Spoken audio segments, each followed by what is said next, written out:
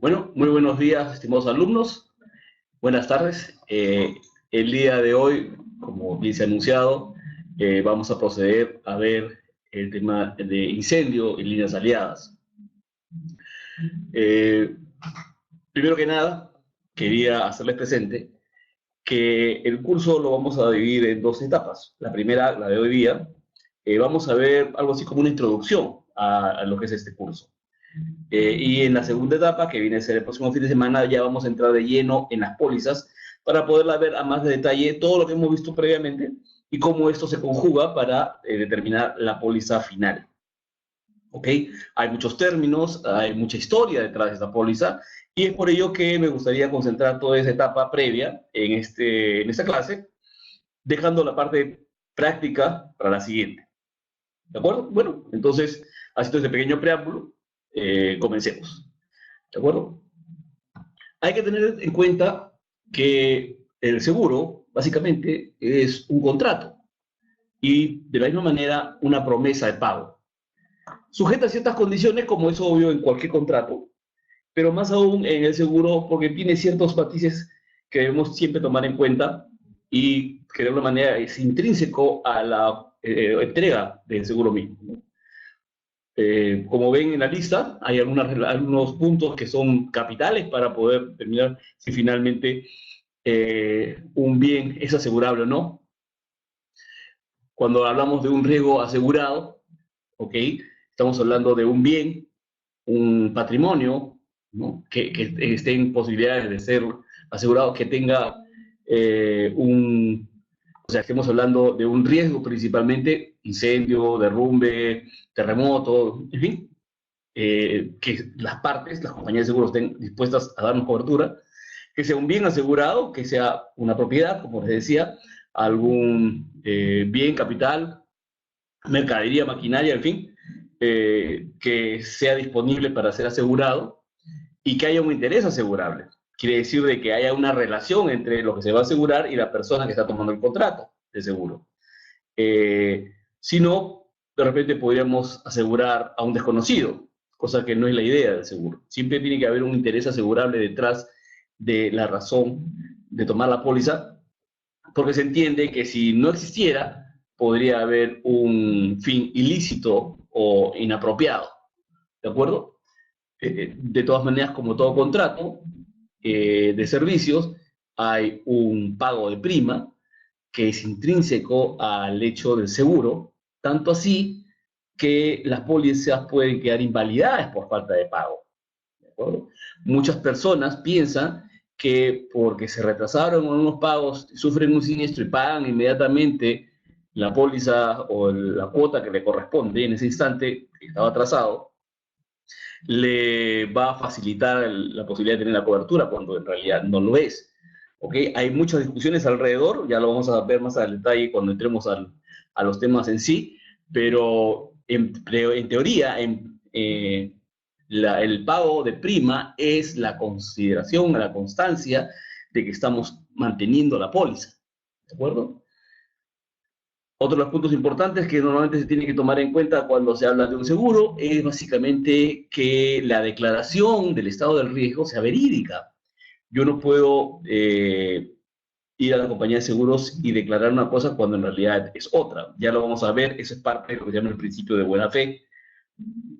Principio básico en el seguro y que constituye uno de los elementos primordiales sobre el cual se establece la confianza para poder establecer un seguro. ¿Okay?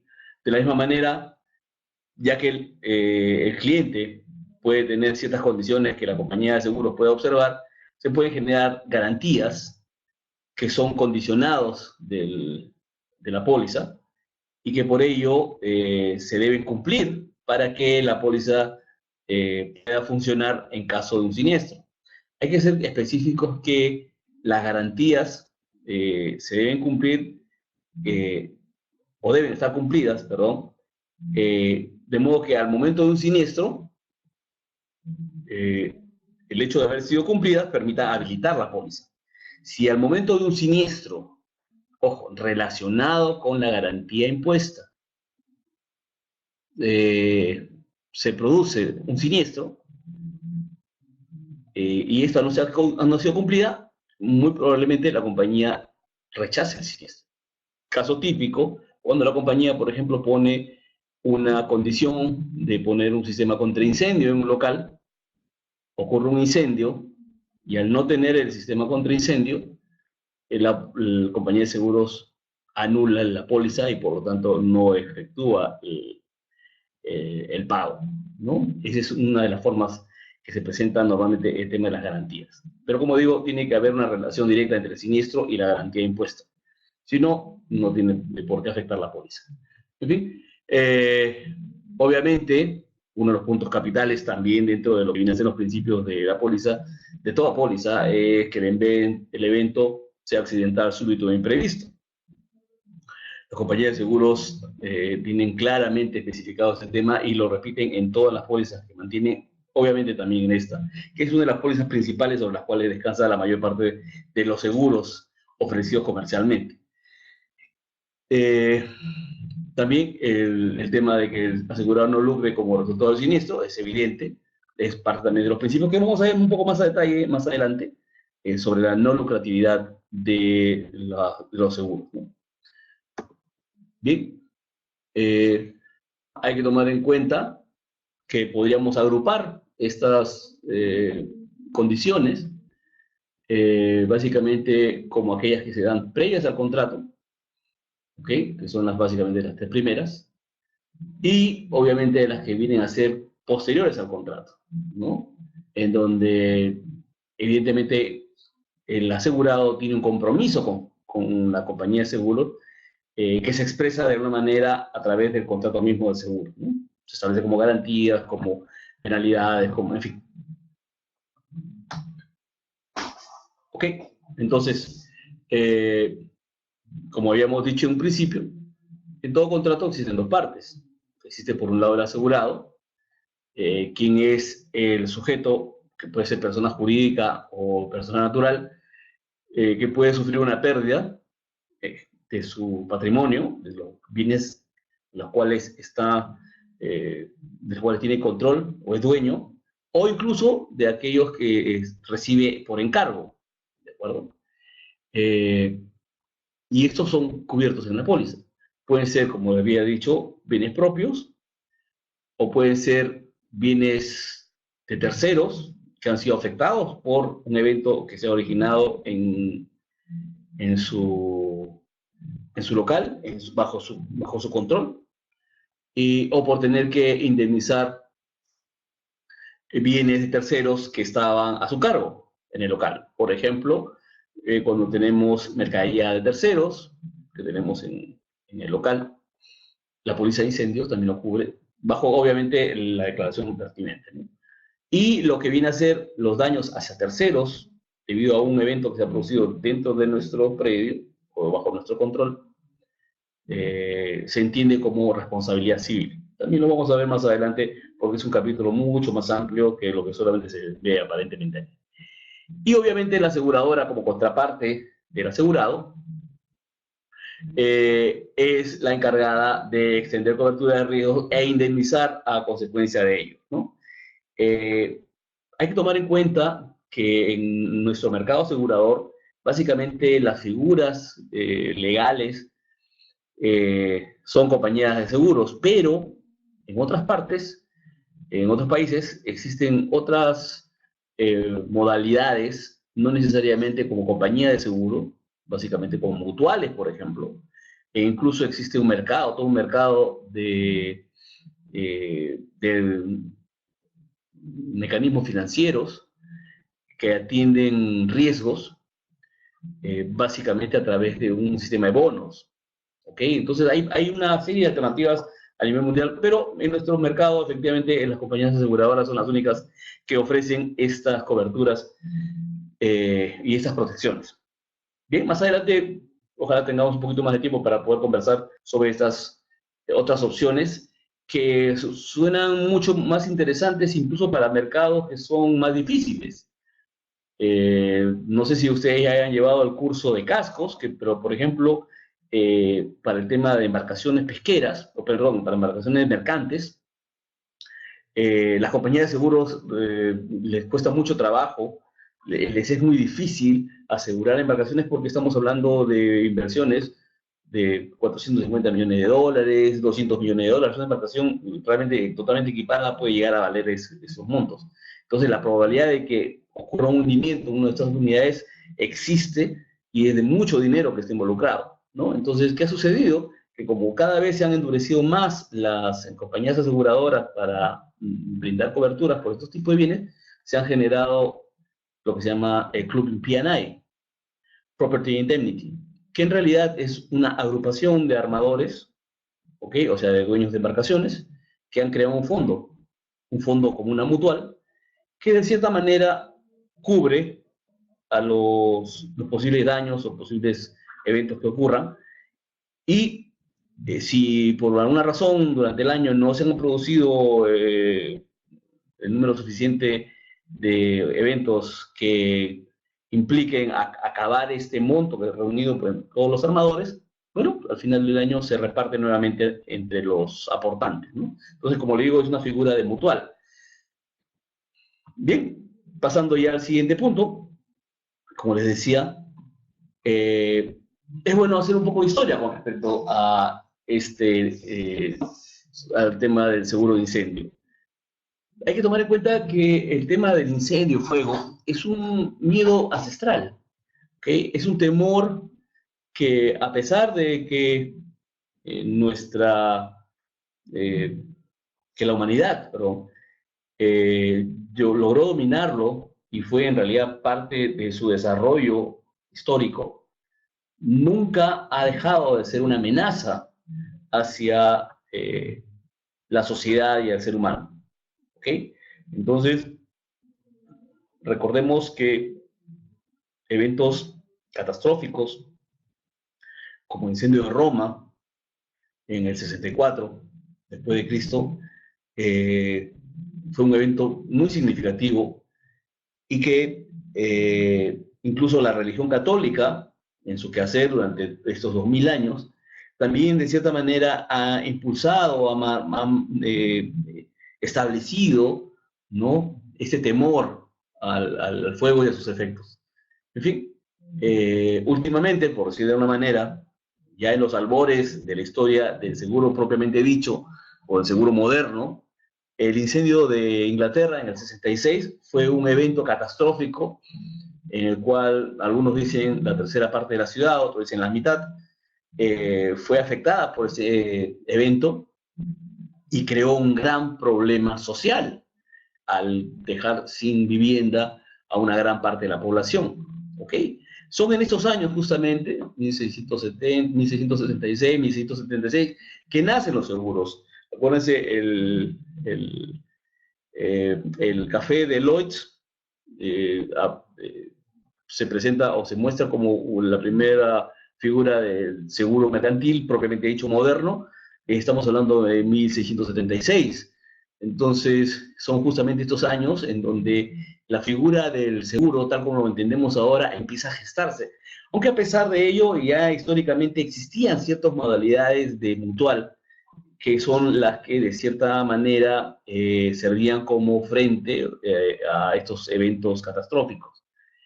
Esas figuras de mutual todavía persisten en algunos países. En España, por ejemplo, se habla mucho de las cajas, ¿no?, que en realidad son figuras mutuales, ¿no?, que todavía conservan esta raíz y que es una alternativa de aseguramiento incluso cuando se trata de eh, agrupaciones que por alguna razón tienen ciertas dificultades de acceder, por ejemplo, al mercado asegurador formal, ¿no? Son opciones que se pueden incluso establecer en estas agrupaciones. Bien, de la misma manera, como les decía, en 1676 se presenta la primera compañía de seguros propiamente dicha que brindaba la opción de protección contra incendio en Inglaterra, justo después del gran incendio del 66. Y en Londres también se crea una empresa, una oficina dedicada justamente a crear estas protecciones llamada el File Office. Entonces, todos estos esfuerzos, como le digo, son el anticipo de lo que viene a ser los seguros modernos. Y así igual en Estados Unidos se funda para 1752, en Holanda en 71, y en fin, hay una serie de fechas, pero aproximadamente a la segunda mitad del siglo XVIII es que hace su aparición el seguro tal como lo conocemos hoy. Y ha ido evolucionando en el tiempo, ¿no? Incluso hasta la figura de lo que viene a ser el reaseguro, como ven, digo ahí, más o menos para el principios del siglo XIX. ¿Ok? En el Perú, en realidad, los seguros nacen más o menos en 1895, eh, y para mediados de, ahí faltó un párrafo, disculpen ustedes, y ya para mediados del siglo XX, ¿no? Surge dentro del esquema de proteccionismo del Estado la reaseguradora peruana. No sé si algunos habrán escuchado hablar de ella.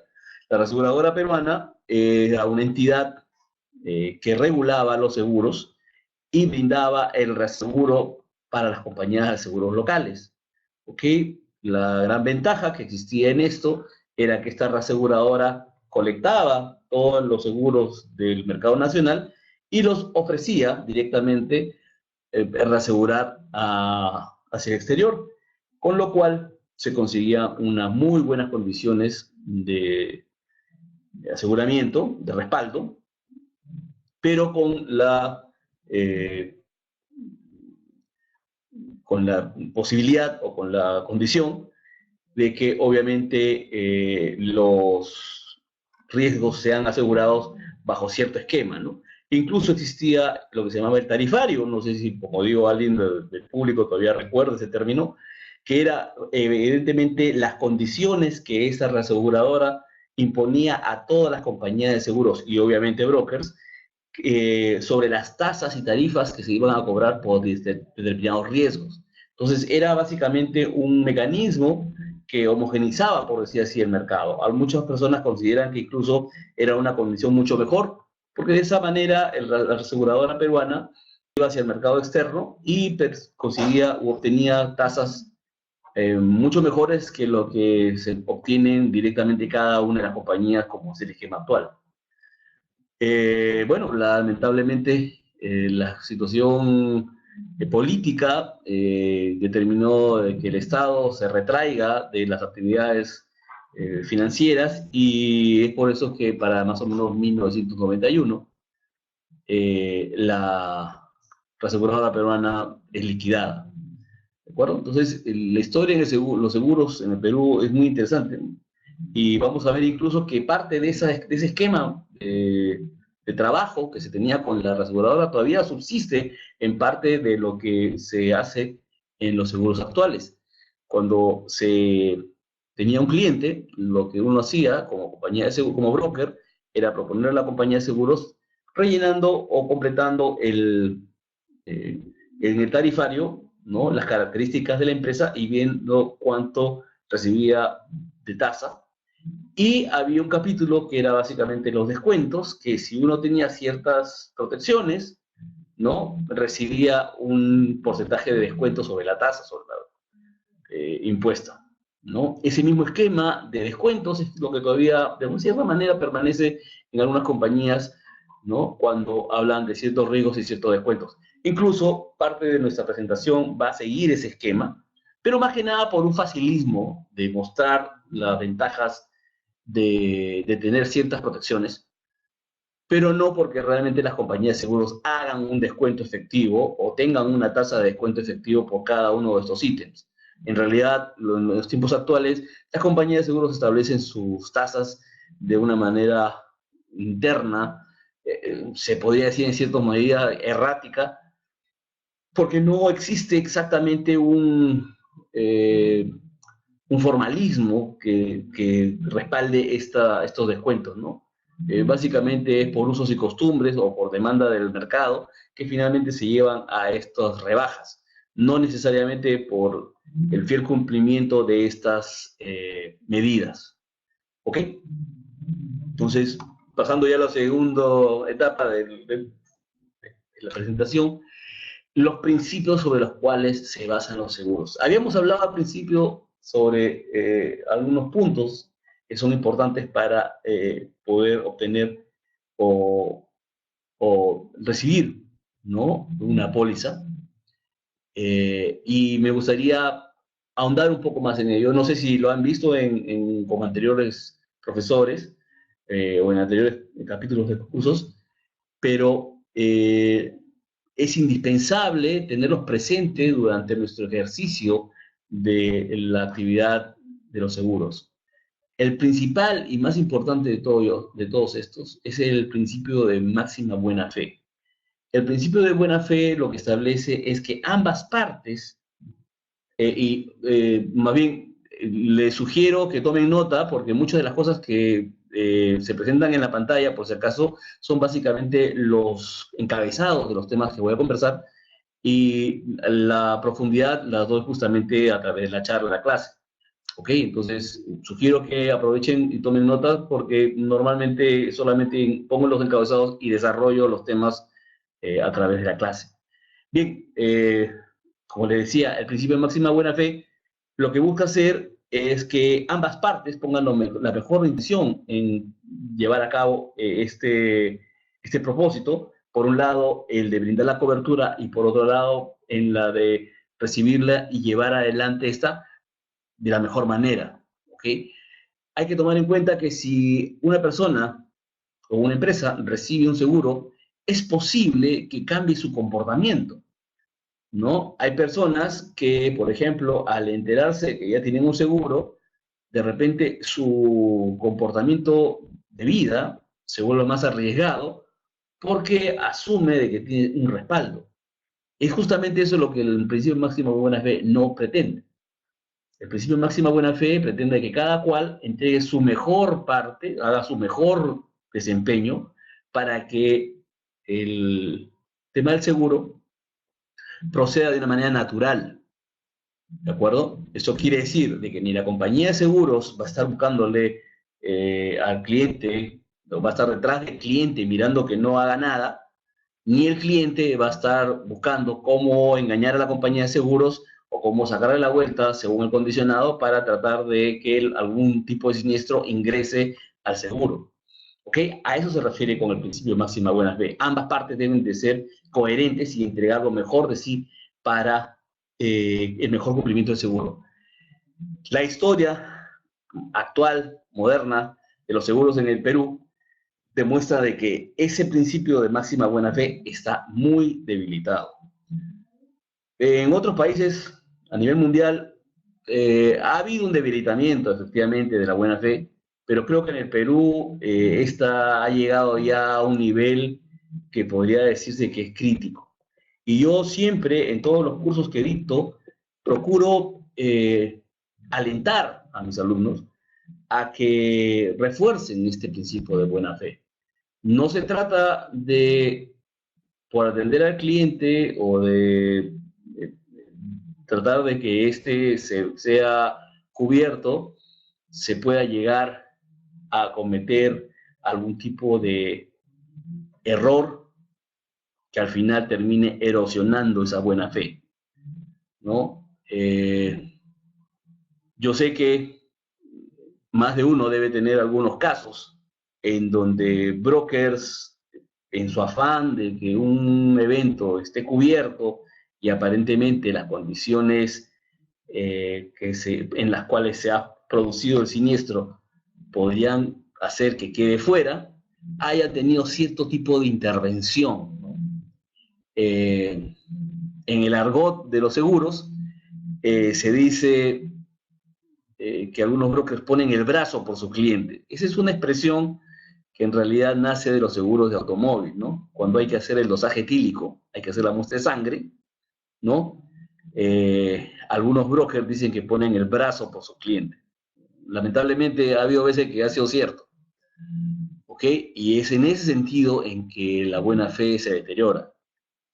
¿Ok? Hace unos años no existían en el tema de automóviles los procuradores, porque se esperaba que el cliente que tuviera un siniestro, un accidente, se pusiera en contacto con la compañía y de buena fe explicara las circunstancias del accidente y con la contraparte del reporte policial, pues era suficiente para liquidar un siniestro.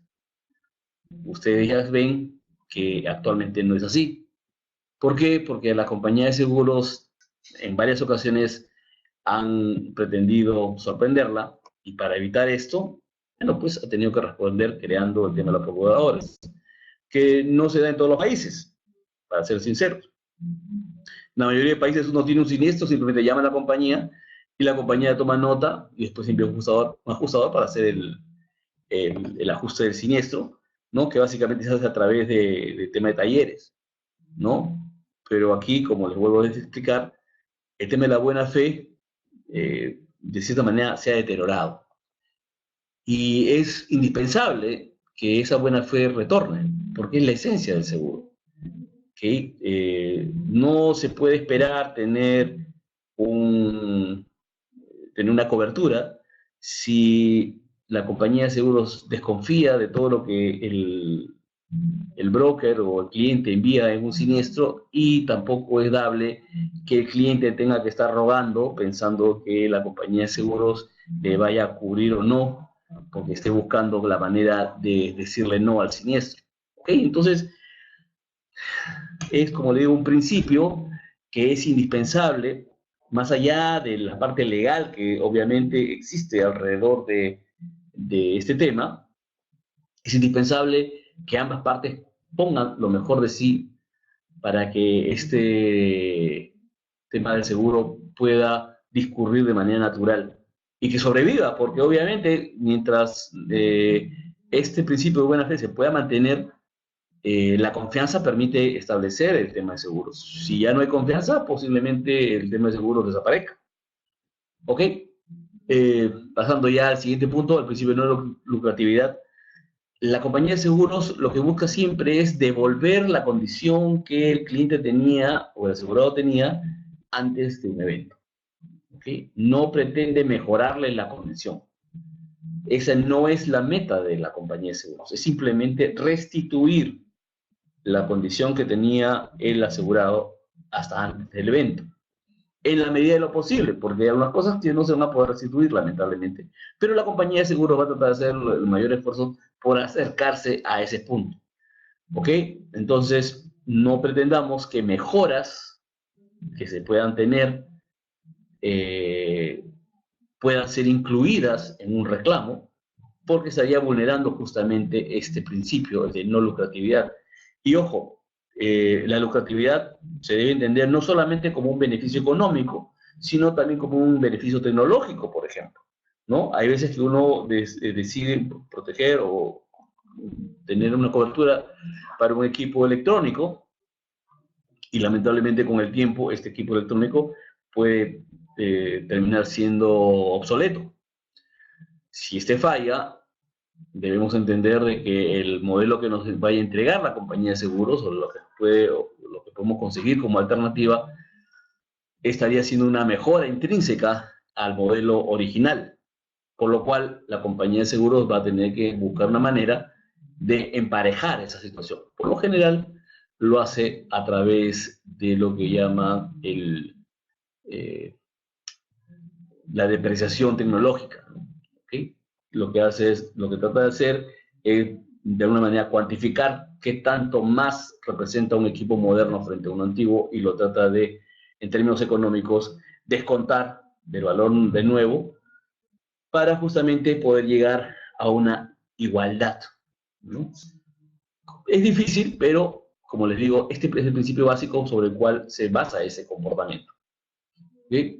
Otro de los puntos indispensables para el seguro es el principio de interés asegurable. ¿Ok? Las personas que solicitan una póliza deben solicitarla porque deben tener algún interés que esté intrínseco a la relación que están solicitando por el tema del seguro. ¿De acuerdo? Eso quiere decir de que por alguna razón el daño de ese bien les puede afectar económicamente a ellos. Si no hay una relación económica entre ambos, el interés asegurable es posible que no exista, ¿ok? Y por lo tanto, el seguro quedaría invalidado inmediatamente.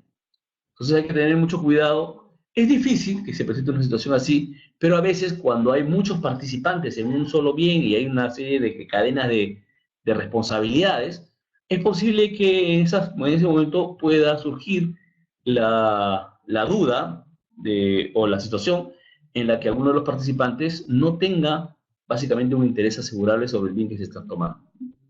Básicamente es una precaución de que la compañía de seguros busca porque usualmente si no existe un interés asegurable, es posible que en realidad lo que se esconda es una figura de fraude o una figura de lavado de activos, ¿no? Que lamentablemente se han dado. La Superintendencia de Banca y Seguros ha establecido un control sumamente estricto sobre las compañías de seguros y sobre las posibilidades de lavado de activos a través de siniestros o de coberturas falsas, por lo cual este tema, que en un principio era básicamente un principio teórico, el tema de interés asegurable, se haya pasado a cobrar una importancia real, especialmente por este tema, como digo, del lavado de activos, ¿no? Un ejemplo típico es que una persona, por ejemplo, asegura supuestamente un bien, ¿no? Del cual en realidad no es propietario, y al siniestrarse este bien, cobra el seguro y de cierta manera está lucrando sobre este siniestro, ¿ok? Entonces, esa figura justamente es lo que busca evitar este principio. Y al requerir, pues, un interés asegurable sobre los bienes que se vayan a asegurar, ¿no? El siguiente principio, el principio de incertidumbre, es básicamente una regla que las compañías de seguros necesitan tener claro cuando se otorga un seguro. Eso quiere decir que el seguro funciona siempre y cuando el evento que se vaya a presentar o sobre el cual estemos tomando el seguro sea una incertidumbre, no haya una certeza que vaya a ocurrir. Por ejemplo, el tema de terremotos. Terremoto, por ejemplo, es un riesgo que ninguno de nosotros sabe cuándo va a ocurrir. Y por ende, se puede hacer seguros, se puede brindar pólizas sobre esto. Pero nadie brinda un seguro, por ejemplo, sobre si el día de mañana va a salir el sol. Porque es tan evidente que eso va a ocurrir, hay tremenda certeza de que eso va a ocurrir, que simplemente no se puede dar una póliza por ese tipo de eventos. ¿Ok? Entonces, de la misma manera, aunque suene un poco difícil de entender, el principio de incertidumbre, por ejemplo, obliga a que si yo quiero cubrir una maquinaria, si yo quiero obtener una póliza para o por una máquina y su integridad, si a eso yo no le agrego el tema de mantenimiento, pues va a ser una certeza que esa máquina se va a malograr. Y por ende, ya no tendría sentido el seguro. ¿Ok? Entonces, para que vean que el principio de incertidumbre se presenta de varias formas, no necesariamente tan drásticas como las que les puse en el ejemplo del si sale el sol o no, pero sí se pueden presentar ante circunstancias que son plenamente probables eh, cuando se dejan de hacer ciertas cosas o se dejan de atender ciertos puntos. ¿Ok? Un ejemplo típico, como le digo, era el caso de la máquina, que en cierta medida está englobado en lo que son las pólizas de rotura de maquinaria, que es una póliza especial que, bueno, se ve en el capítulo de ramos técnicos, pero que cumple con esta función de mostrar la importancia de la incertidumbre que debe existir entre un riesgo asegurable. ¿Okay? De la misma manera, el principio de subrogación es un principio en el cual la compañía de seguros adelanta al cliente o a las personas que están involucradas en el seguro que los restos de un evento pasan a ser propiedad de la compañía de seguros al momento de haber hecho la liquidación. ¿De acuerdo?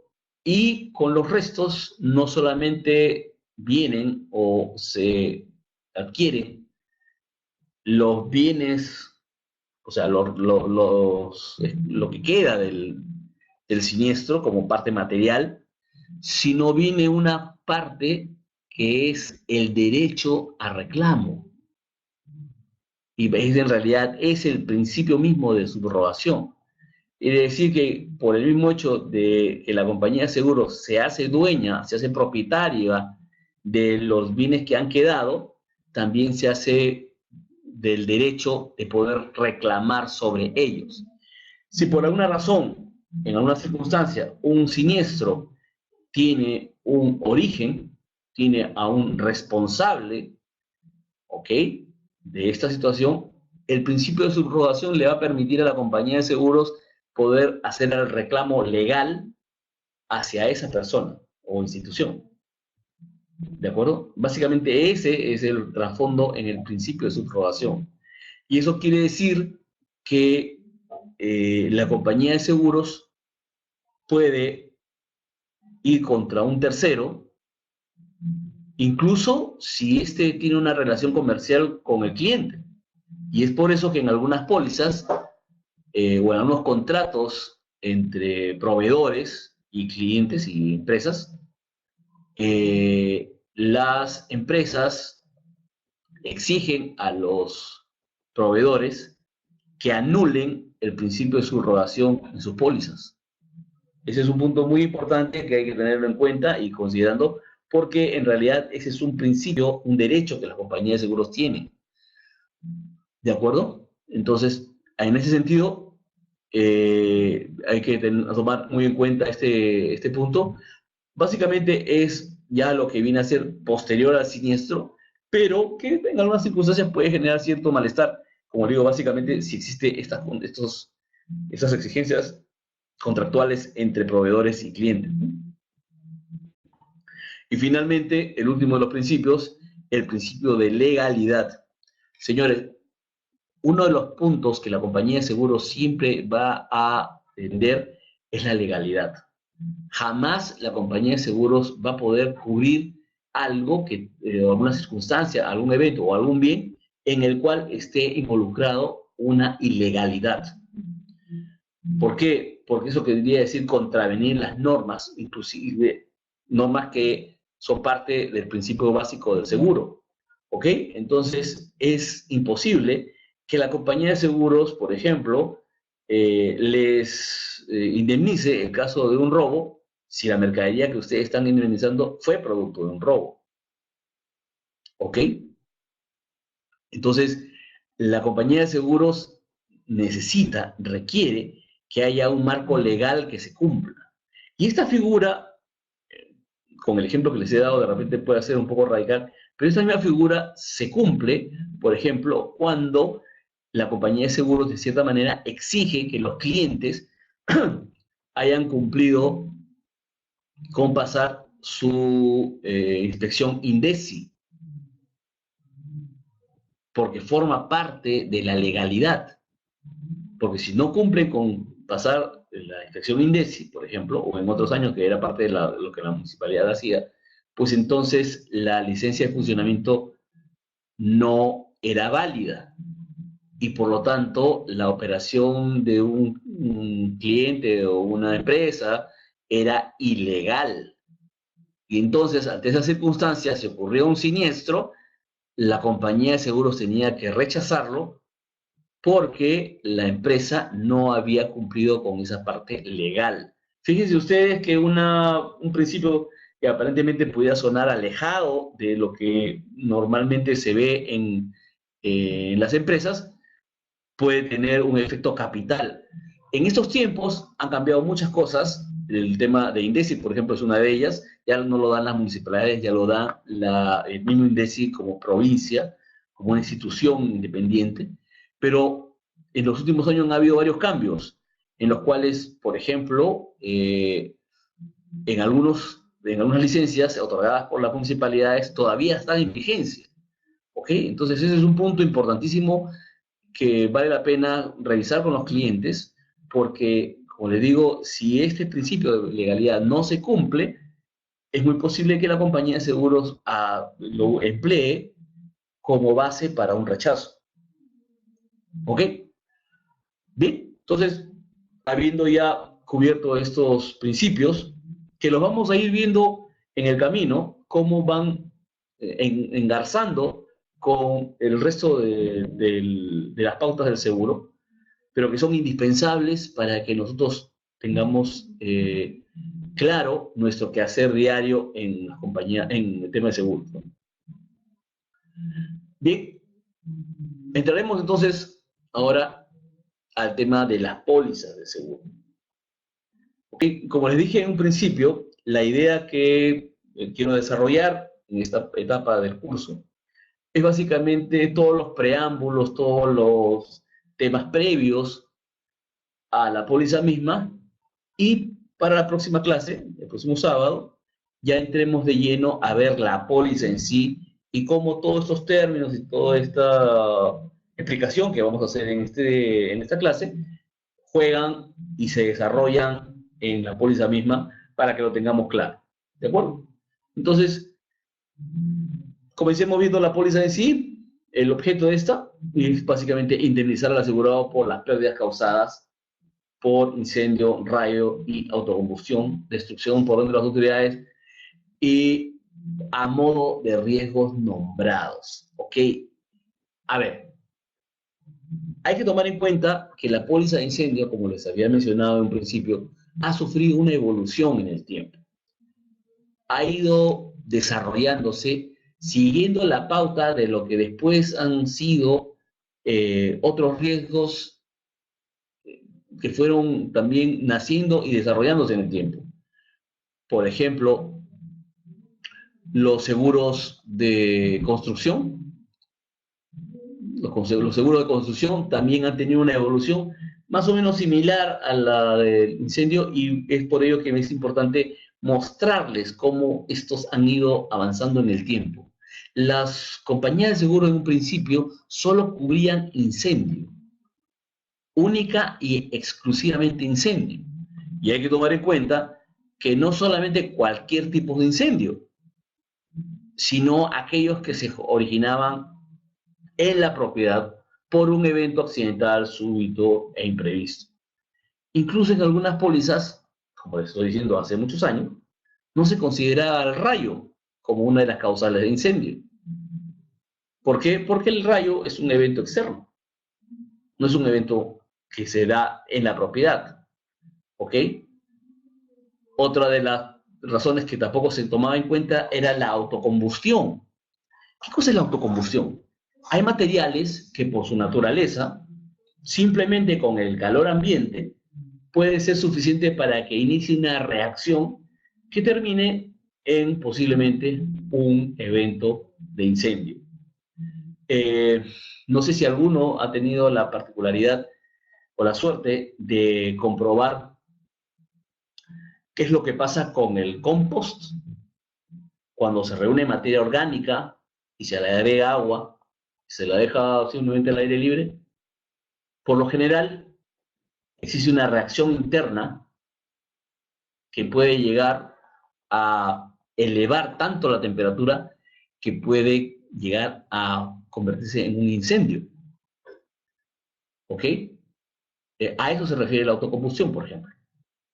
Entonces, esa no es la figura de incendio que de repente tenemos todos, y que por ello, en algún momento, esa figura o ese modo de evento fue excluido de la póliza de incendio. ¿Ok? Entonces, cuando las pólizas son cubiertas o son dadas exclusivamente por un punto o por un tema, normalmente se mencionan que estas son a riesgos nombrados. ¿Ok?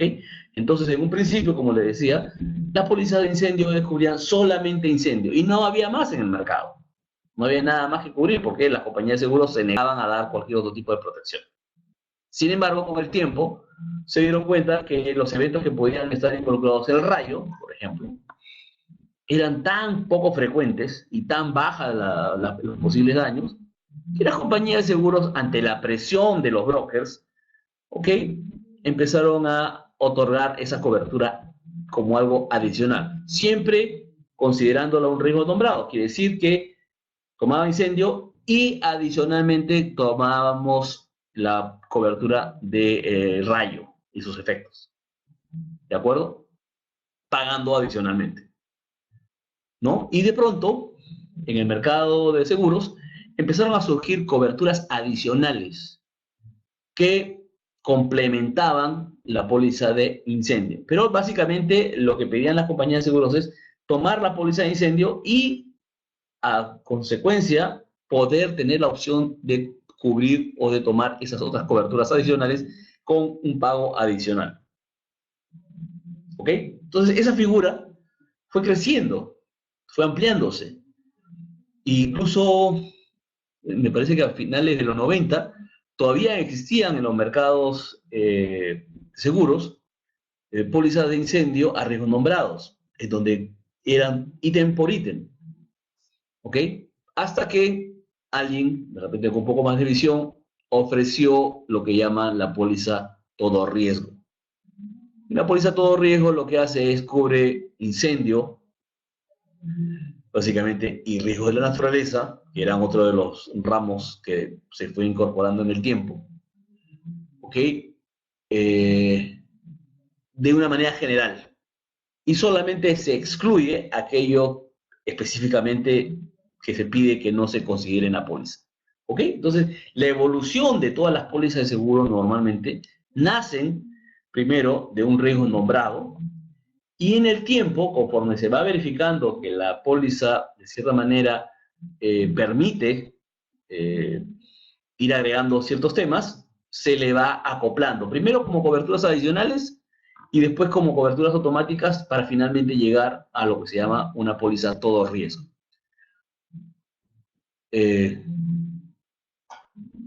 Bueno, disculpen, había visto, se me había pasado, no había visto las preguntas sobre el ejemplo de subrogación. Creo que había hecho un ejemplo. Les mencionaba que si en caso, vamos a imaginar, ocurre un incendio en un almacén de una empresa. ¿Ok? La compañía de seguros paga, investiga y se da cuenta que ha sido adrede, ha sido un evento preparado, ha habido intención de hacer daño. ¿Ok? Entonces, si vamos a imaginar la póliza brindaba esa cobertura, que podría ser considerado eso como un acto malintencionado.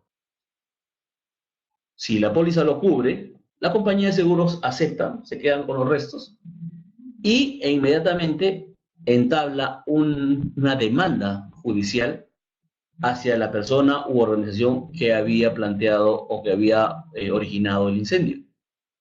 ¿De acuerdo? Esa es básicamente la subrogación, o sea, el derecho que la compañía de seguros recoge junto con los restos para poder reclamar hacia terceros en favor de la pérdida que se ha generado. Otra figura que se puede dar es, por ejemplo, con mercadería. Tengo un transportista, le pido llevar productos perecibles al muelle y por un motivo de un desperfecto técnico, este caballero, este transportista, no llega a entregar la mercadería a tiempo y se deteriora. La compañía de seguros recibe estos bienes, indemniza al cliente, pero con el hecho de haber recibido esta mercadería deteriorada, se está subrogando también el derecho de reclamarle al transportista porque fue su responsabilidad el hecho de que no haya llegado a tiempo a entregar la mercadería. Y con ello, la compañía de seguros puede recuperar parte del valor perdido. Si se dan cuenta, la única forma con la cual la compañía de seguros se puede asegurar ese derecho es recibiendo los restos o haciendo hincapié de que la compañía de seguros tiene derechos sobre los restos. Fabricio Corso, sí, efectivamente es el derecho de replicar en realidad, no repetir, replicar, ¿no? Hacia un tercero. Bien, no sé si es suficiente los ejemplos para poder continuar.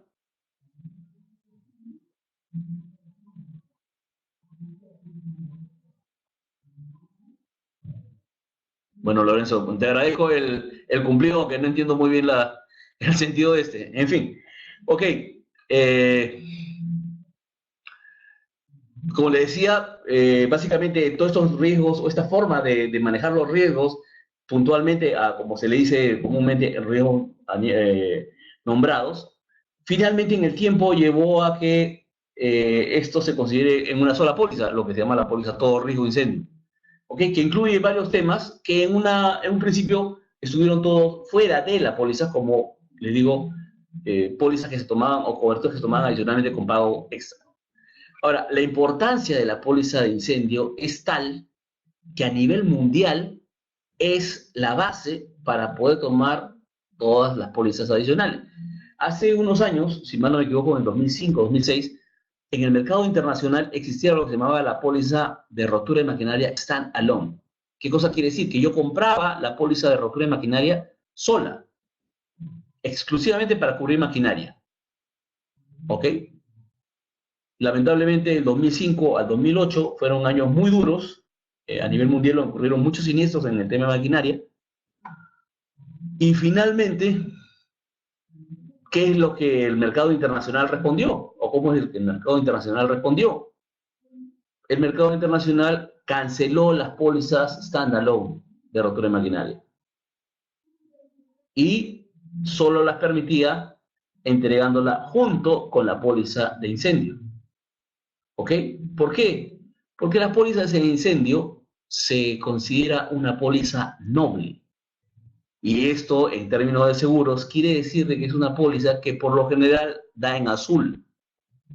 Si nosotros revisamos la SBC de los últimos años y vemos el ramo de incendios y líneas aliadas, nos vamos a dar cuenta que en muy pocas compañías se presenta una siniestralidad tan alta que pueda llegar a afectar los resultados de ese tipo de póliza. Y si los da, posiblemente sería en un mes, pero definitivamente no en el año. Tal vez los ingresos sean bajos, pero difícilmente llegan a estar en negativo. Y es por eso que se dice que es un riesgo noble, ¿no? Que debido a esta nobleza acepta incluso que se vayan incorporando en su póliza, como si fuera un paraguas, otras coberturas que por lo general solas pueden ser que generen una pérdida importante. ¿Ok? Entonces, de alguna manera, al asociarlo o al incluirlo en la póliza de incendio, las pérdidas de cierta manera se van licuando en el camino. ¿Ok? Entonces, hay que tomar muy en cuenta este punto porque, por lo general, cuando uno requiere una cobertura adicional que no está o que se ofrece por separado, hay ciertas posibilidades en que se pueda cubrir dentro de la misma póliza de incendio, ¿no? Gracias a esta nobleza. Ojo que no es fácil, las compañías de seguros normalmente no son tan proclives a abrir la billetera y meter otros temas en la póliza, pero es posible.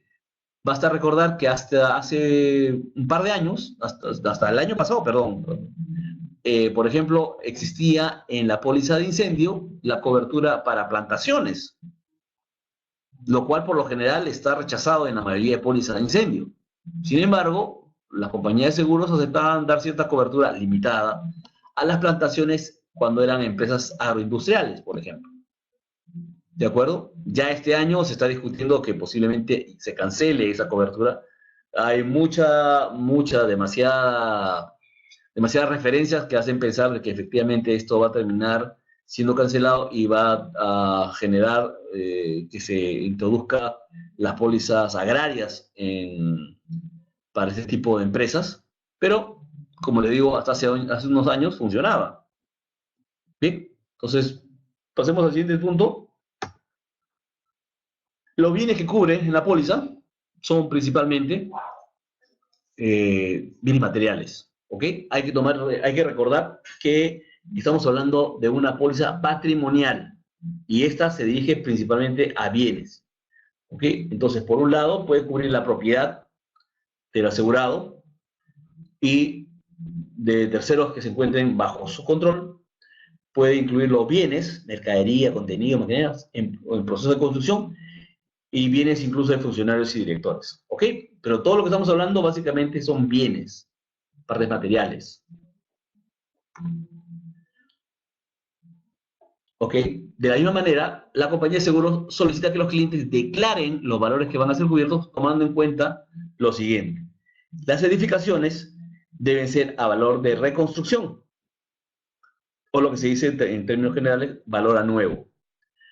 Últimamente se ha aceptado que algunas propiedades hipotecarias especialmente sean aseguradas a valor comercial, ¿ok?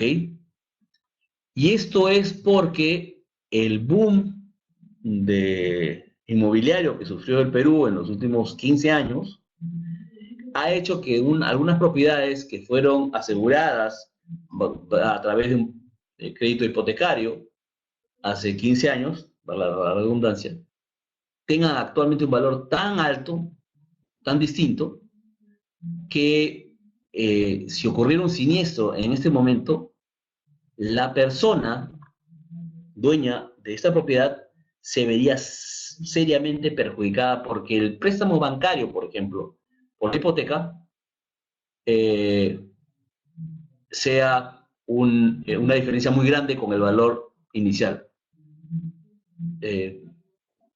Dice que ha salido un asistente que le ha levantado la mano. Salió un mensaje que dice un alumno levantó la mano. No. Ah, Sergio. A ver, dime, cuéntame.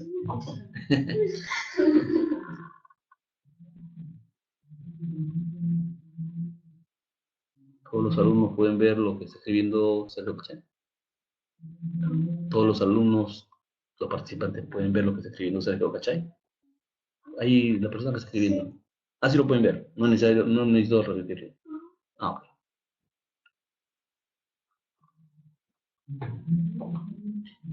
A ver, ok, tú tienes un siniestro de incendio, ¿ok? Y el banco tenía una póliza de incendio en base a una tasación antigua, ¿ok?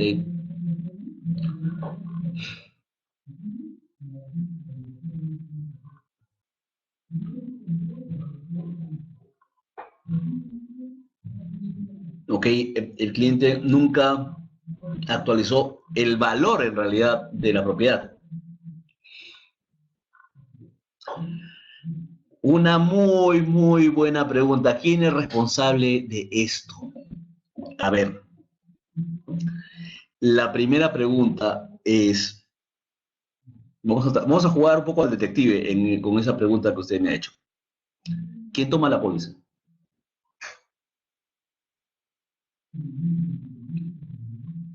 La póliza lo debe haber tomado el banco, porque su interés asegurable era, así es, porque es su propiedad, ¿cierto? Entonces, ¿y cuál es el interés asegurable? El préstamo, ¿cierto? La propiedad es garantía del préstamo.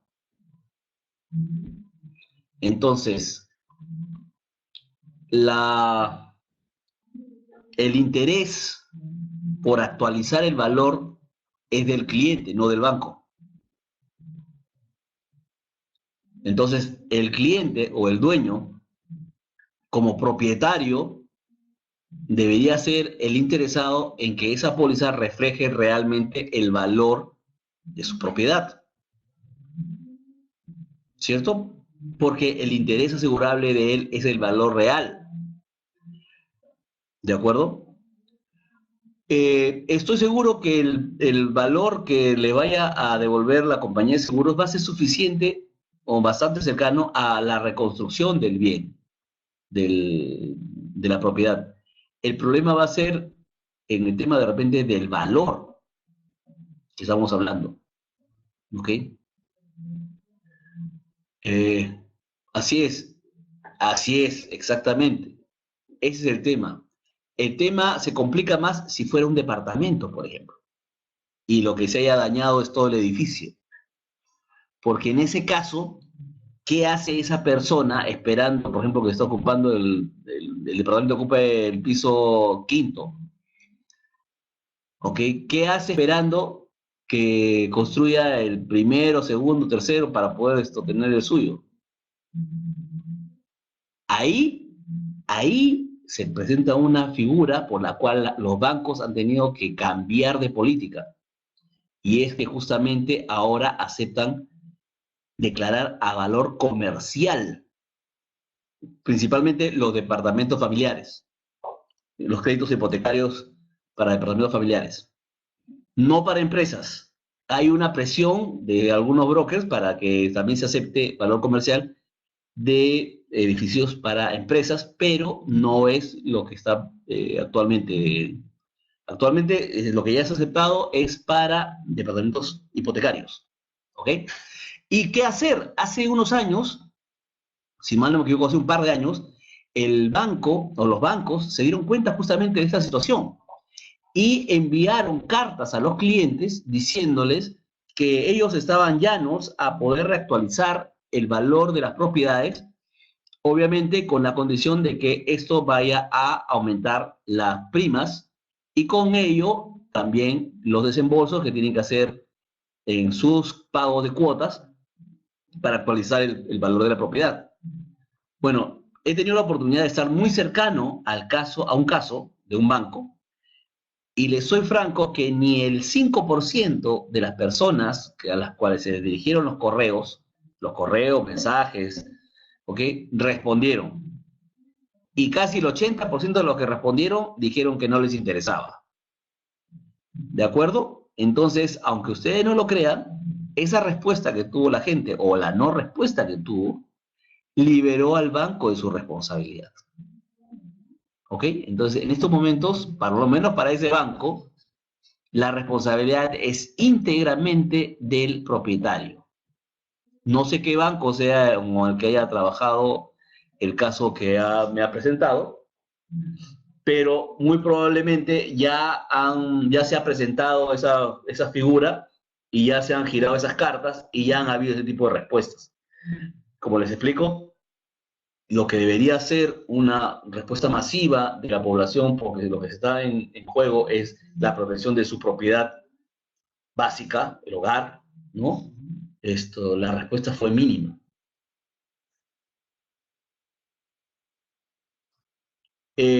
Cuando ha habido pérdida total y es responsable el cliente, lo que sucede, como le digo, es que ha existido esta precaución que los bancos han tomado.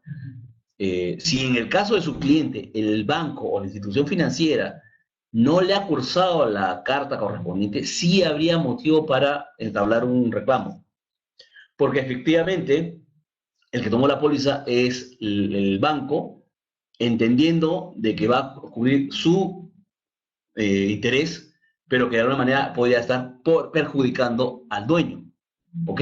Esa es la figura por la cual las compañías, los bancos, especialmente los sectores hipotecarios, es que generaron estas cartas, como le digo, porque había una figura legal que sí podía asistir a los propietarios en cuanto a la indemnización que podían recibir.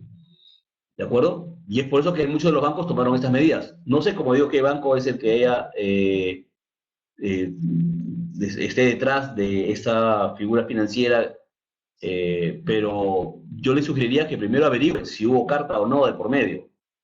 Si no hubo la carta, como les digo, todavía le puede asistir la razón, porque el banco, quien es el que toma la póliza, ¿ok?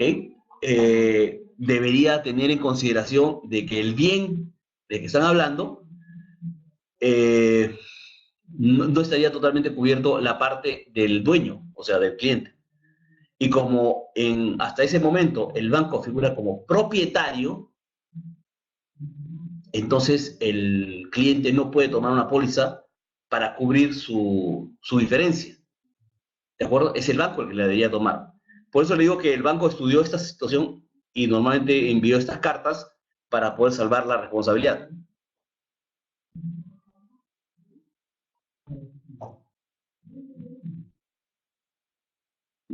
Perdón, no entendí muy bien la pregunta de Lorenzo.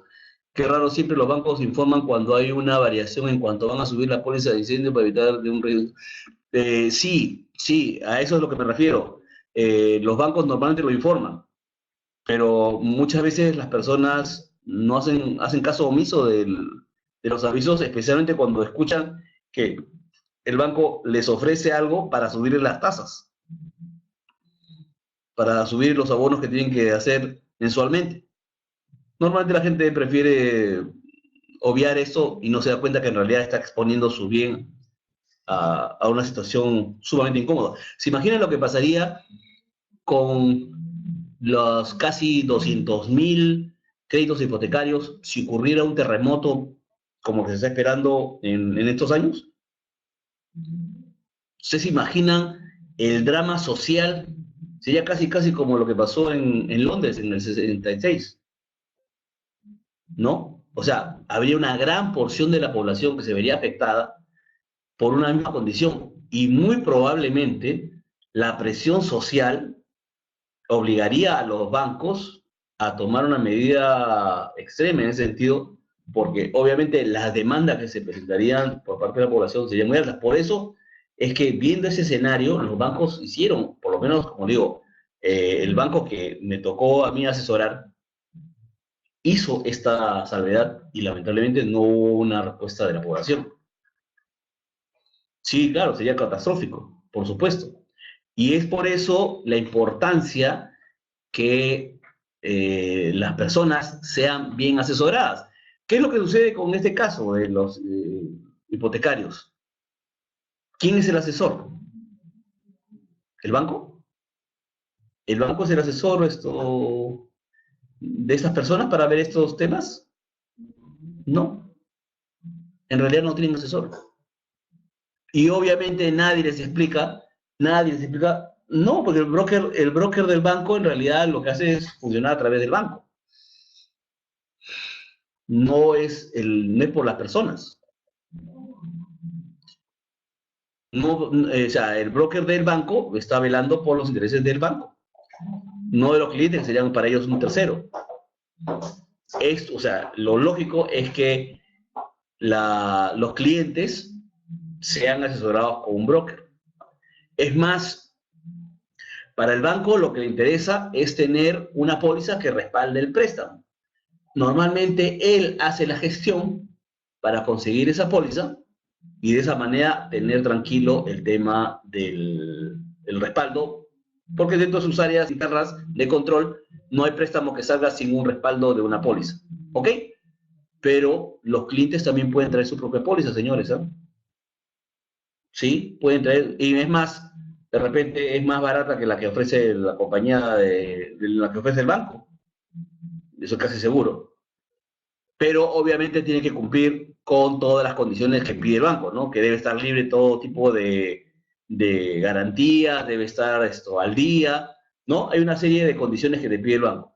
Pero tomando el mismo cliente su póliza, puede controlar el precio. Porque imagínense ustedes, un caso, como le digo, el de departamentos.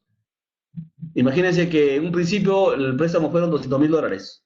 Después de 10 años, esa propiedad cuesta $600.000. O sea, valor comercial. Ocurre un siniestro, se pierde la propiedad y el cliente va a recibir $200.000. Con esos $200.000 no puede regresar a la condición en la que estaba antes del siniestro. ¿Se acuerdan de los principios que habíamos hablado? De no lucratividad. ¿Ok? Este es un caso. El cliente estaría regresando, o sea, la compañía de seguro le estaría resarciendo por una cantidad que no equivale a la condición que contenía antes del siniestro. Pero ¿quién es el interés asegurable? Bajo este esquema actual, es el banco. Entonces la compañía de seguros restituye a lo que el banco está pidiendo. Si ustedes tienen su póliza, si ustedes establecen el valor y ustedes son los que lo ofrecen al banco, ustedes lo que pueden hacer es que, ok, el banco se lleva los $200.000 que fueron de su préstamo inicial y los otros 400.000 son suyos para poder buscar una alternativa. Entonces de esa manera sí sería justo. ¿Ok? Entonces ese es esto, eso sería lo razonable. Pero como le digo, lamentablemente la población y muchas veces los usuarios de estos, los consumidores de estos préstamos hipotecarios, no están al tanto de lo que realmente están en pérdida. Requieren que alguien les asesore. Y bueno, para eso, de alguna manera, están ustedes aquí, ¿no? Esta es una excelente oportunidad justamente de manejar una serie de seguros, pero desde el punto de vista del cliente, ¿no? Del propietario de este tipo de propiedades. Bien, solamente para terminar, esos temas de los valores, como les decía, los bienes que deben estar contenidos deben ser declarados a valor a nuevo y la mercadería o existencias debe ser a valor de costo. Señores, tengan mucho cuidado cuando estemos hablando de existencias, porque la compañía de seguros solamente va a resarcir a valor de costo. Porque si fuera por una razón la intención de reconocer a valor de venta, entonces el siniestro los habría favorecido, porque hubiera sido como si hubieran hecho una gran venta de fin de año, hubieran arrasado con todas las asistencias. ¿Ok? Entonces, no es la idea. No es la idea de la compañía de seguros dejarlo al cliente en mejores condiciones. Principio de no lucratividad, ok. La condición es dejarlo exactamente igual. O sea, al costo le repone la mercadería que está en su almacén. Punto. Hay otro tipo de pólizas, como la STP, ok. No es tema de este curso, pero la póliza STP o Struck to Put, ¿ok? Es una póliza que sí cubre a valor de mercado, la mercadería, a valor de venta, pero es otro mecanismo, ¿de acuerdo? Sugiero, sugiero que tomen en cuenta que si es una necesidad de sus clientes asegurar valor de venta, la póliza propiamente de incendio no es la mejor para ese punto, ¿ok? Puede ser la Stop to Put, pero como le digo, tiene otras condiciones, es otro mecanismo de protección.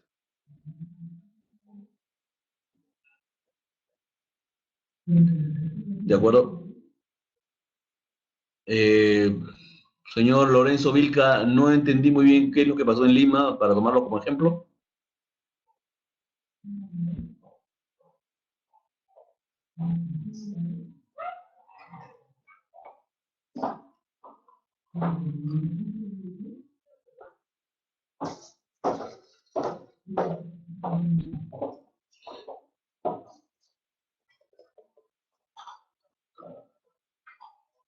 Ah, ok, el incendio en la Avenida Argentina, ok, que involucró a muchas personas. Sí, claro.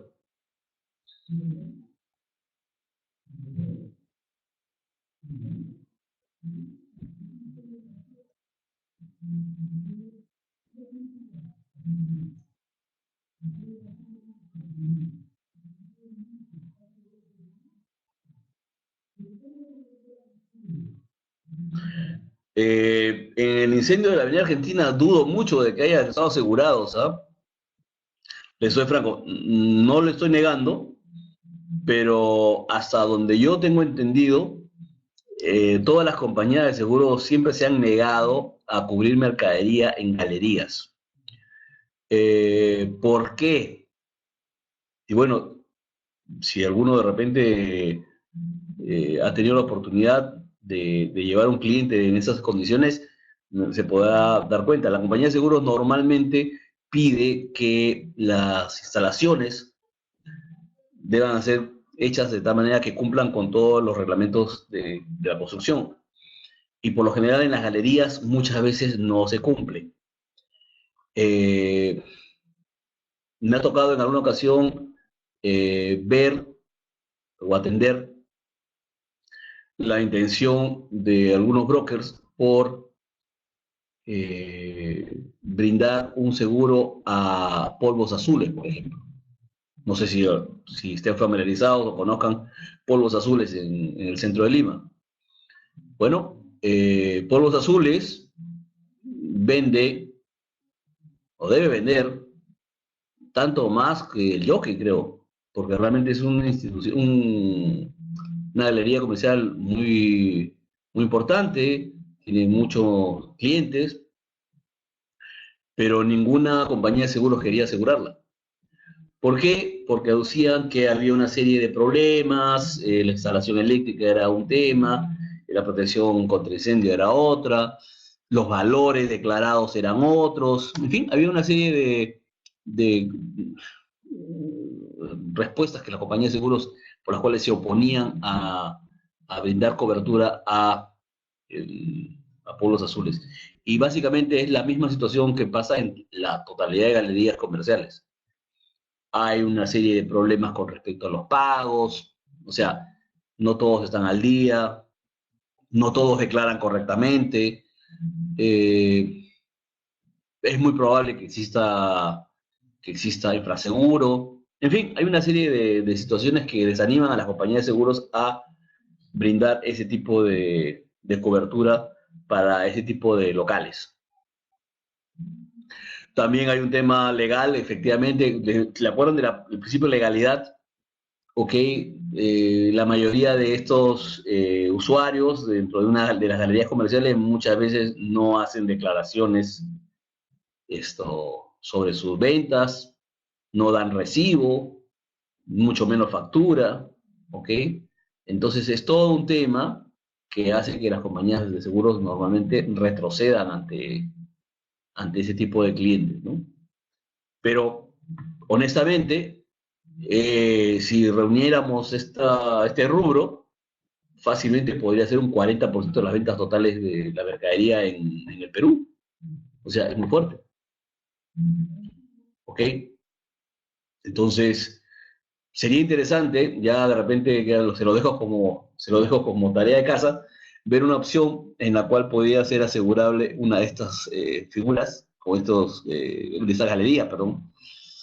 Pero les soy franco que para las compañías de seguros les resulta muy difícil. Muy difícil. Una serie de puntos.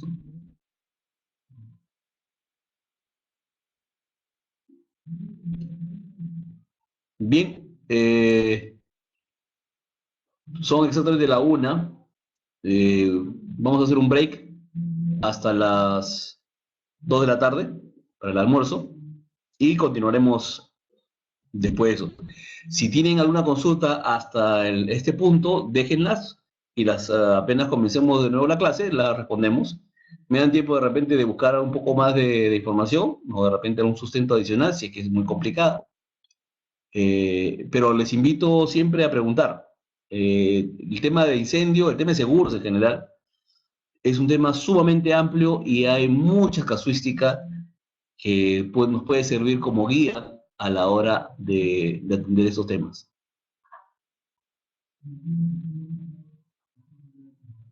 Ok, bien, si no,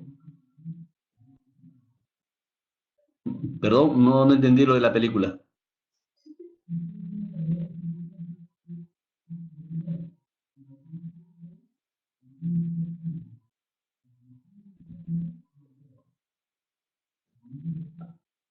¿Alguna película sobre seguros o sobre incendio?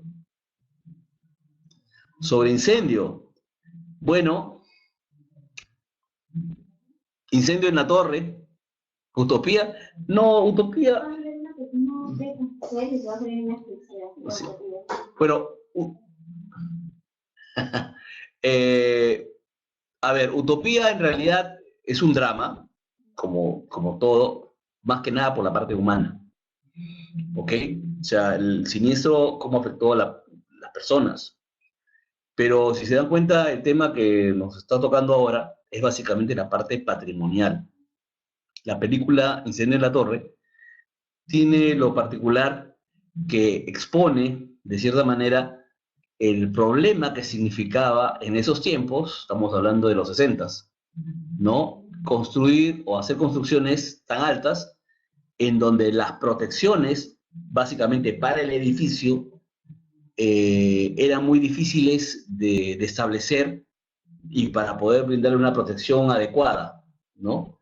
Otra película buena que podría de repente ver un poco viendo estos asuntos es el caso del 9/11, ¿no? En donde a consecuencia de los atentados del 9 de septiembre, eh, la NFPA, que es la institución que normalmente vela por la protección contra incendio y en general por la protección de la vida humana, en Estados Unidos rehizo totalmente la norma 101, que es de protección a la vida humana. ¿No? O sea, a consecuencia de ese siniestro, la NFPA remodeló totalmente los conceptos de evacuación, los conceptos de zona segura para edificios altos, eh, por lo cual realmente hay un antes y un después de este evento en cuanto a protecciones en edificios, ¿no? Bien, bueno, los dejo para el almuerzo y ya nos vemos en una hora. Gracias.